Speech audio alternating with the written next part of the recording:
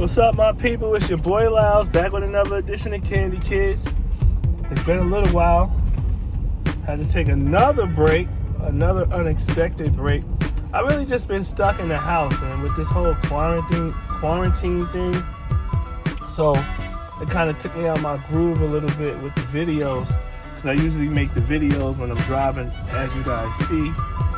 It's my perfect time to think. And I actually had made a video before, but now I gotta remake it because it didn't come out like how I really wanted it. So I'm gonna talk about some of those points in this video, and I'm gonna get right to it. Back in 2009, I got laid off.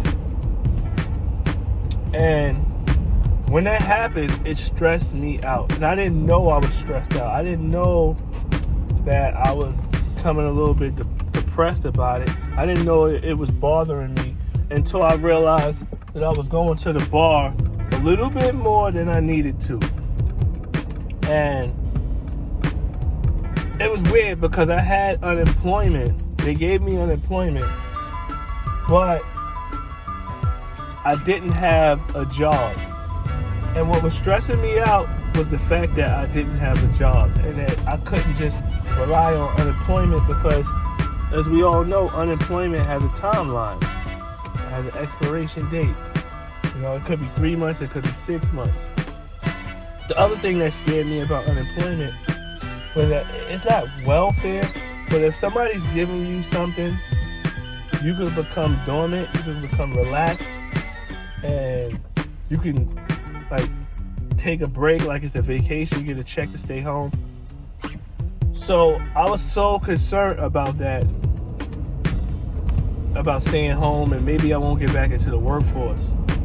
But in 2009, I also was a little bit scared because I was working in housekeeping.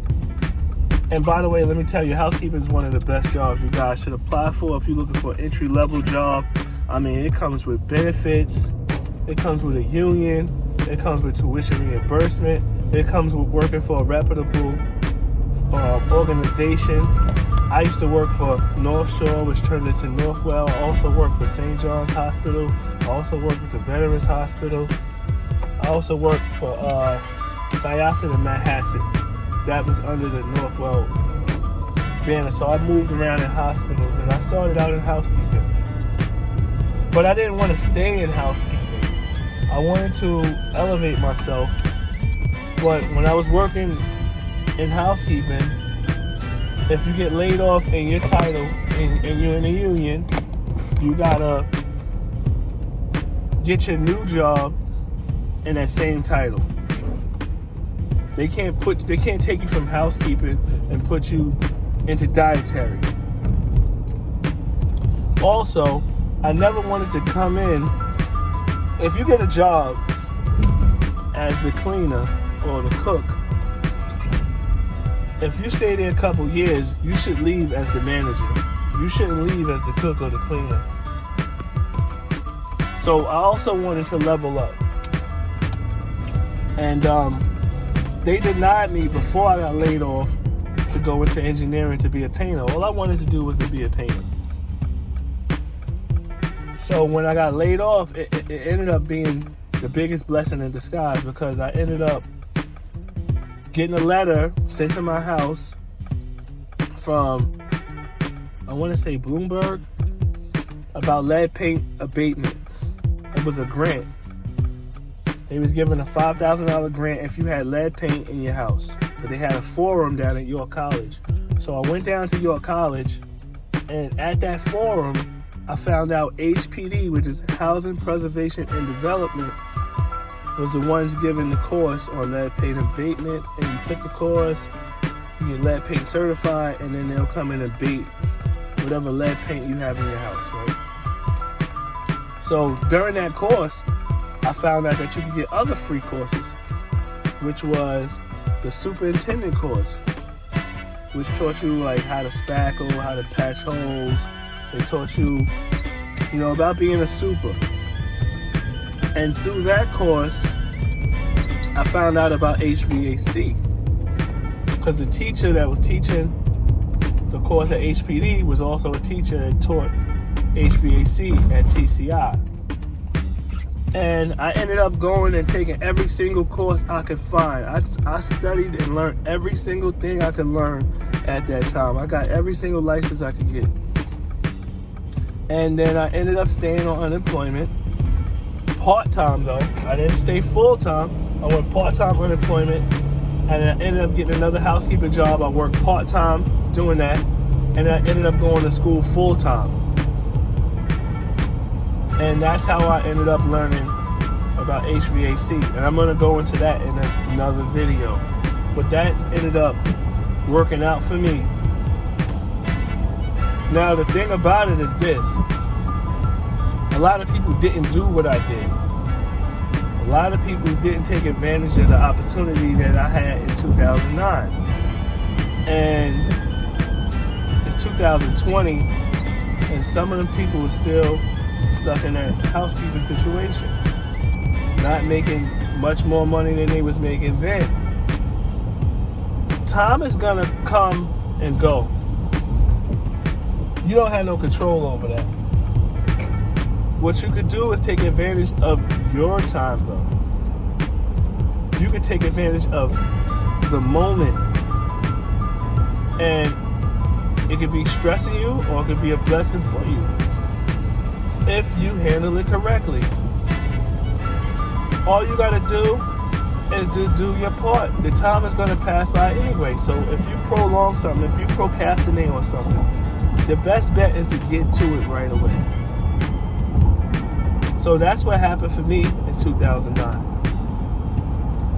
Fast forward 11 years, it's a different situation for me now. We in coronavirus. Everybody's getting laid off. Everybody's getting sent home if you're not an essential worker. Now, if I was in housekeeping, I still would be employed, but I'll probably be one of the people that had to go into the coronavirus area and disinfect, terminal clean, and be subject to maybe catching it. Which is rough because I have friends that do that. And just the mental. And I want to shout out all the healthcare workers, housekeeping, dietary, engineering, nursing, doctors, radiologists, respiratory technicians. Definitely shout out to the respiratory techs. They are very, very needed. I hope you guys learn right now that you can become an X-ray tech, respiratory tech. You could go take healthcare administration. It's a great opportunity for you guys to find a great field right now. If you look at what's going on right now, you'll see what you want to work for. Right? You'll see, because you could even own a business and you see the struggle that people's having with business. You see the struggle that landlords going to have with real estate. So jobs are important. Being an entrepreneur is important too. Making sure you have money stashed away.